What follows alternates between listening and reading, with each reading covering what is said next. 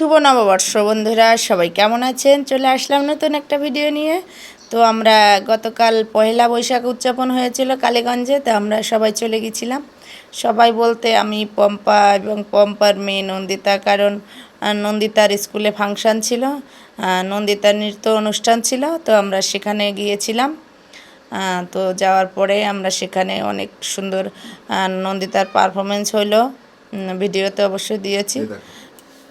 দেওয়ার পরে আমরা চলে গেছিলাম ভূষণে যাওয়ার পরে আমরা কিছু ছবি তুললাম। তো দেখুন, এখানে ভূষণে পয়লা বৈশাখ উপলক্ষে যে মেলাটা হয়েছে, গ্রাম বাংলার ঐতিহ্যগুলো তুলে ধরা হয়েছে।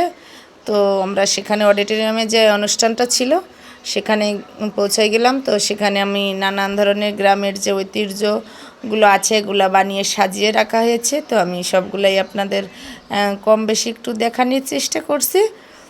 তো দেখুন বন্ধুরা, এখানে অনেক সুন্দর সুন্দর জিনিস বানিয়ে রাখা হয়েছে।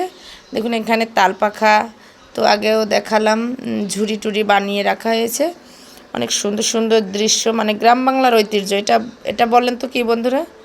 এটা আছে বায়োস্কোপ। আমরা যে ছোটোবেলায় দেখতাম না, এটা বায়োস্কোপ। তো সেই বায়োস্কোপের কিছু স্মৃতিচিহ্ন এঁকে দেওয়া হয়েছে। তো ভূষণ থেকে আমরা ঘুরে টুরে চলে গেলাম একটু রেস্টুরেন্টে খাওয়ার জন্য। তো রেস্টুরেন্টের নাম হচ্ছে গল্পঘর। সেখানে আমরা খাওয়া দাওয়া করলাম, বার্গার খেলাম, আইসক্রিম খেলাম, চটপটি খেলাম, তো ফুচকা খেলাম। অনেক খাওয়া দাওয়ার পরে তারপরে আইসক্রিম খাওয়ার পরে তারপরে এখানে বসে ঘোরাঘুরি করছিলাম।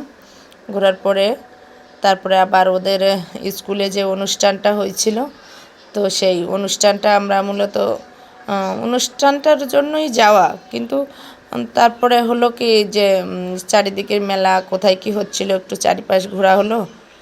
ঘোরার পরে আমরা আবার স্কুলে চলে গেলাম, যেহেতু নন্দিতা অনেক সুন্দর নৃত্য পরিবেশনা করছে, গিফট পেয়েছে। তো এখানে নন্দিতার স্কুলে যে স্টলগুলো দেওয়া হয়েছিল, সেখানে স্টলগুলো আপনাদের একটু শেয়ার করছি। নানা রকমের আচার আছে, ঘি আছে, নানা মানে অনেক প্রকারের আইটেম, ঠিক আছে, আচারের। তারপরে নানা প্রকারের স্টল আসছিল ওখানে। তো সকলে আমার পুরো ভিডিওটা দেখার অনুরোধ রইল, আর অবশ্যই আমার ভিডিওটা কেমন হয়েছে কমেন্টে জানিয়ে যাবেন। তো সবাইকে আবারও শুভ নববর্ষের শুভেচ্ছা জানিয়ে বিদায় নিচ্ছি।